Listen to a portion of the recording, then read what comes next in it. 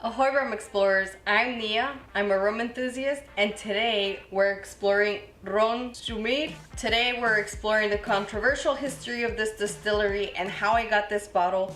So grab a drink and come plunder some rum with me.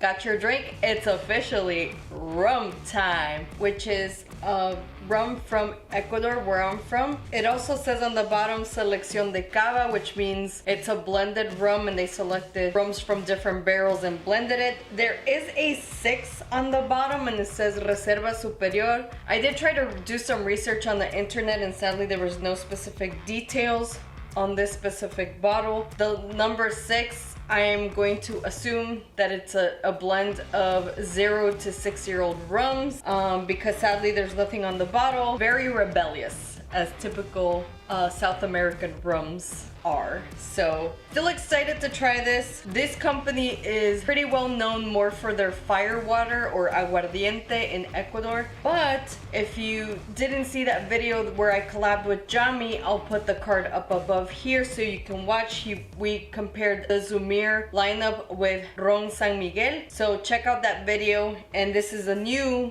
expression that they have released, so super excited. So a little bit of history that's a little bit controversial on this specific distillery is that there's different information regarding when this distillery was established and by whom, wink wink. So apparently in some areas of the interwebs, Don Eduardo Crespo Malo supposedly founded the distillery, and in others, Doña Hortensia Mata Ordóñez established the distillery. Now, there's a lot more detail and history of when Doña Hortensia established the distillery. She actually named it Destilería La Playa, which is basically the beach distillery, which, just a little fun fact, this is in Cuenca, where there's nowhere, like there's no beach close by. So really interesting that she named it that. But anyway, she started the distillery in 1966 and she got the name Zhumir from the term they gave in 1870 to describe spirits in general in Ecuador. Now, I did not know this and I have never heard spirits in Ecuador called Zhumir, so I'm assuming it's one of those kind of trendy things that go out of style completely, because I've never heard people call it by that, but just so you know where the name comes from. The other interesting thing is that in 1982, they changed the name from Destilería La Playa to Destilería Zhumir C Limitada, which basically made them a little bit more modern and kind of encompassed the fact that they were a large, bigger company. That is when they basically blew up nationwide in Ecuador, and their amount of production exponentially grew, so they kind of became like a bigger, well-known company. So they do source everything in-house, so it's really interesting to know of a big industrial rum company in Ecuador, because they do have their own plantation in Paute, which is like a valley in Cuenca, which is the city where this distillery was established and is there today. So just for a little perspective, Cuenca is about an hour flight from where I'm from, which is Quito, the capital of Ecuador. So very interesting facts. This is a very simple bottle, and as far as the pricing, it's very accessible. But let me tell you, based on that review that we did with Jami, there was a $20 bottle from Ron San Miguel, the black bottle, which was really cool. That rum was phenomenal. For 20 bucks, it was amazing. But this one is a twist cap, so no pop here. A little bit disappointing, right? Okay. So as far as presentation, quite simple, but it did come in a box. So let me show you that. Okay, I'm back. So as you can see, this is the bottle. Sadly, there's no information inside or outside of the box. The box is pretty cool. As you can see, it kind of is textured like blue wood, and if you're not familiar, I do love blue. They do have some really cool, if you like kind of move the bottle around, you'll see some texturing where it has the letters. On the back, It looks like somebody splashed something here. But basically on the front, it says the number 6. Again, selección de cava, which means the master distiller probably picked a bunch of their best rums and blended them together. And then as far as all the little circles down here, you would think they are awards, but don't be fooled. It just says that it's made in Ecuador. It's an aged rum of superior quality, and I guess it says tasting competition rum. Sadly, they don't have any information of where or when this tasting competition was, so take those things with a grain of salt, my rum friends. And then the last one, it says Sugarcane Select. Oddly enough, this is in English. So we're gonna put this to the side and move forward with the review.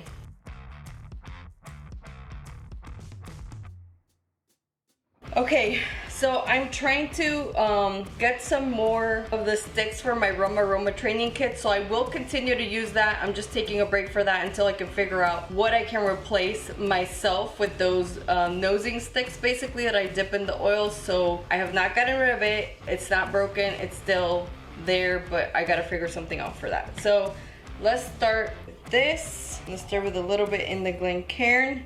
Wow, I immediately noticed it's like a rose gold color, which is really interesting. It's a little bit on the lighter side, so it might truly be aged for 6 years, because as you know, depending on the cask, they don't get a lot of coloring. But there it is, you see it. It's a very light rose champagne color. As far as the beating, there's a significant amount of beating. I'm very surprised. Okay, here comes a trick. Do the finger trick, I have to. Cause 6 years with this amount of beating, I'm very surprised. And again, sadly, they don't disclose any sugar content, any additives content, any coloring content in these bottles. So I don't know. Okay, it's getting a little bit sticky, we'll see. Oh man, that's disappointing. Okay, I have a feeling they might add a little bit of sugar because the fingers are not rubbing smoothly as they should. It should dissipate right away and there should be no residue. So that's how you know that the rum has additives. That's my tip. Let's see the nose. Okay, so as far as the nose, I'm getting like, it kind of smells a little bit like whiskey, which is very unique. And I'm getting kind of, at first I got a little bit of cherry smell, which was also very unique. I didn't expect that. And then I'm kind of getting like a root beer-ish nose, some sweetness like molasses. This is a column still rum from molasses. So it's very light. It's 34% ABV.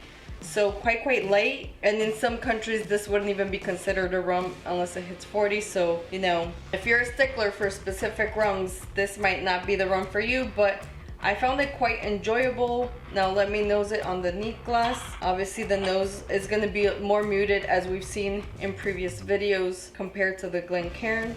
On this one I'm getting a little bit of nail polish, fusel oil, I would say. Man, I would love to have my rum aroma training kit right now so I could compare. But yeah, a lot of alcohol. So yeah, pretty much the same as the Glencairn, which is interesting. And I do get a lot of spiciness at the end, like a regular pepper note, as well as a little bit of acidity, kind of like a grapefruit. And then as far as the rum type, this is gonna be a gold rum. As far as the Gargano rum type classification, this is gonna be traditional because it is a column still rum. And then as far as the Royal Rum Society's taste classification code, I gave this a 5BL.